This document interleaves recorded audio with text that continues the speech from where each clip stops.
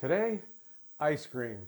So what we're going to do here is to start with a crème anglaise, which is the traditional base for French vanilla, and then we're going to add flavor to that. What I have here is a pint of half and half. It's already started heating up. I started heating it up, and I'm going to add a vanilla bean. So what you do with that is you're going to slice it like that. Okay, scrape out the seeds.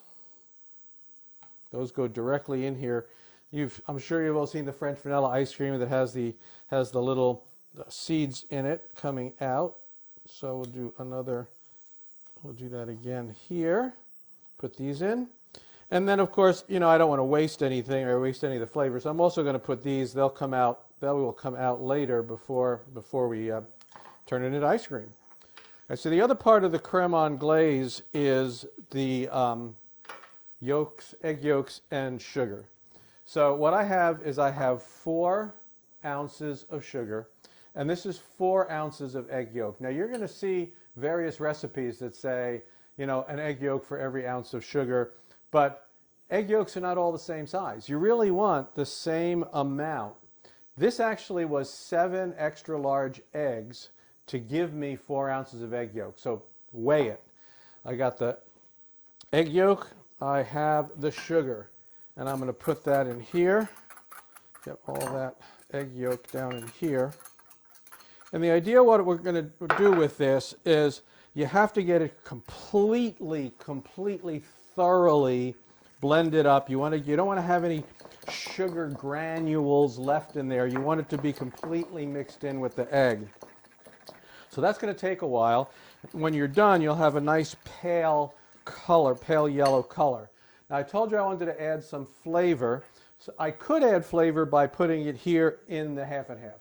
If it was going to be other spices or something or herbs, like if I wanted to make a ginger ice cream, I would put ginger. If I was going to do star anise, I'd put star anise. If I'm going to do cinnamon, I'd put cinnamon stick in here and to get the flavors into the cream. I'm not going to do that. What I want to do is make raspberry ice cream. So I have here a little bit of butter in this pan, and I'm going to put in about half of these raspberries. That's all. I don't want all of them cooked. I don't want to turn them all into this flavoring to go in, because I want to have some nice ones to add later. And then I'm going to just put a pinch of salt with that. Trust me. All right, so we've got that in there. These are going to start to soften, and that's really all I want to do. I want to soften them, and then I'll get back. So I'm going to get back here to my egg yolks and sugar. So this is actually going to take a while. So we'll take a little break, and I'll just keep doing this. And when it's ready, we'll come back, and I'll show you some more. All right, so I've been at this a while, and I finally got it. I can finally tell it's not gritty. There's no salt, sugar grit in there anymore. It's a nice, smooth mixture of the two. So I'm ready to go on to the next step. I have here the half and half that's been simmering here for a while, and I've turned the heat down. And what I'm going to do is now I'm going to start doing something called tempering the eggs. If I were to put the eggs in the hot liquid or the hot liquid in the eggs really quickly, the eggs would basically become scrambled that are in here. So I'm going to add it a little at a time, and I'm going to keep stirring. And what I'm doing is I'm slowly warming the eggs up so that doing that slowly, that means they won't cook. They'll cook, but they won't scramble. It'll get me a nice, smooth texture. So you have to keep stirring while you're doing that, and just keep adding the hot mixture until you get a beautiful, nice liquidy smooth. Now you see also here what's happening too, conveniently enough, is that I'm getting enough of this out that I can see those vanilla beans, and I can fish those out before I'm going to go on. So like I said, I'm tempering the eggs. I'm slowly adding this to the eggs. But ultimately, I need to add this back. Okay, so I've done that. That's looking good. I got this nice thing of eggs that aren't scrambled. This is on low. And now I'm going to pour this back in. This out of the way. I'm going to pour it back in. Mix, mix, mix, mix, mix. And like I said, I have it on low. And it's going to slowly bring it up and thicken it. I learned this technique. The chef I learned this from, Chef Patrice Olivon. He is from Cooking Live and from Madeleine. Look him up on the internet. And he's amazing, okay? So he can just kind of crank this heat up, put this back in, and magically know exactly when to do it and when to get it out of here before the eggs scramble. I don't have quite as much talent, so I take my time and I turn it down. I keep stirring, and what I'm trying to do is to slowly thicken it up. And the way I know it's thick enough, ultimately, is first, the foam's going to go away, and two, when I do that, that's actually pretty close, I leave a trail. Okay, it means it's thickened. So I'm just going to slowly do this a little bit longer, but this is close. This is really close. Sometimes you'll see recipes that say you have to cook it until all of this foam disappears. And the couple of times when I've said, all right, I'm going to do this until the foam is completely gone, and then at the bottom of the pan, I end up, finding some coagulated yolk. So, so I don't like to use that technique particularly. I prefer if I can do that. So I'm going to keep this, and I can turn it up a little bit. Remember, I'm supposed to be fearless in the kitchen, so I should not be afraid of turning up the heat. All right, so this is thickening nicely. I'll keep testing it. That's really close. Really close. And you'll see what I have over here. I'm going to, as soon as this is ready, I'm going to put it into this bowl, which is a glass bowl, sitting in a bowl of ice. Because once it gets to that point, I don't want then to overshoot and end up with a mess in here.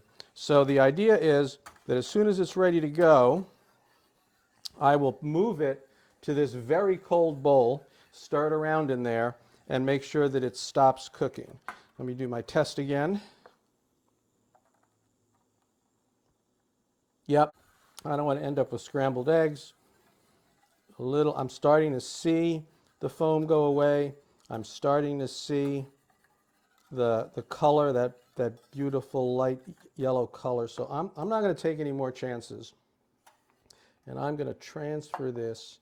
Oh yeah, I'm right on the edge. I can tell, you can't see it, but I can tell here that I'm right on the edge of starting to get some coagulated egg on the bottom here. I'll show that to you. You can see it's nice, it's nice. So I'm going to take that and put that in here. Get that in there real fast. And I'm going to stir that around in the cold bowl. Okay, now I'm going to be leaving you for a while because at this point, I'm just about ready to put that in the machine. I had a couple more things I want to show you. As I mentioned that I did the raspberries, right? I got the raspberries ready. So they're ready here, and I want to strain those in. I want to strain them in through this, this tammy here because I don't need all that extra seeds. So I'm just going to put this over here, and I'll push the raspberry through. Get right in the corners. And I'm going to push that flavor through here. And this is going to be the base raspberry flavor. And then when the ice cream is done, I will gently put in the whole raspberries that I've got. I got that here. I'm getting that in. It's looking good. All right. And then I'm actually going to do one more thing. And that is I'm going to add a little bit of liqueur. So all I'm really trying to do with this is flavor this up. And then I have this liqueur here. I don't have raspberry liqueur. I didn't have any in the house. So this is orange. It's okay. It'll work just fine. And I'll put in some of that. Probably not all of it. There we go. Okay. So I'm going to turn this machine on. I'm going to put this all in the machine. It's probably going to take 45 minutes, half hour, 45 minutes. It's not one of those magic machines like they have on Chopped that, you know, turns it to butter in 5 minutes. So we'll come back when it's done and we'll finish it all up.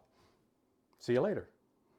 Okay, we've got ice cream, or more accurately what we've got here. This is really more of a gelato. I did use the gelato paddle for it, but it's ready to go. Pull this right out. You can see it's ice creamed up. Let's take it out, finish it off here. This bowl, I had this bowl in the freezer so that it would be nice and cold. I'll put this, gets this stuff in here, and it's going to be soft. I mean, it'll firm up after it's been in the freezer for a while. But we're just going to take it out of here. Okay, let's get that out of here. And as some of it softens up even more, you can get the rest of it out. I'm just going to get most of it out now and the rest of it out as it softens up a little more. Ah, look at that. Wow, that's a lot of stuff.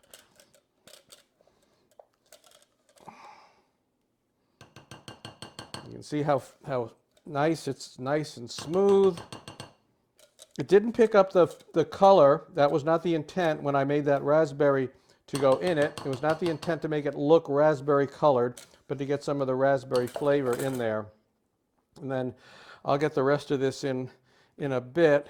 Now I want to add these fresh raspberries. So I want to get a nice bite of raspberry every time. I cut them in half to get them to spread out a little more. And you want to do this very gently because, you know, raspberries are very delicate. If it was cherries, it wouldn't be as big a deal. But I'm going to just put this in smooth like that. Let's see what this tastes like. Got a little piece of raspberry here.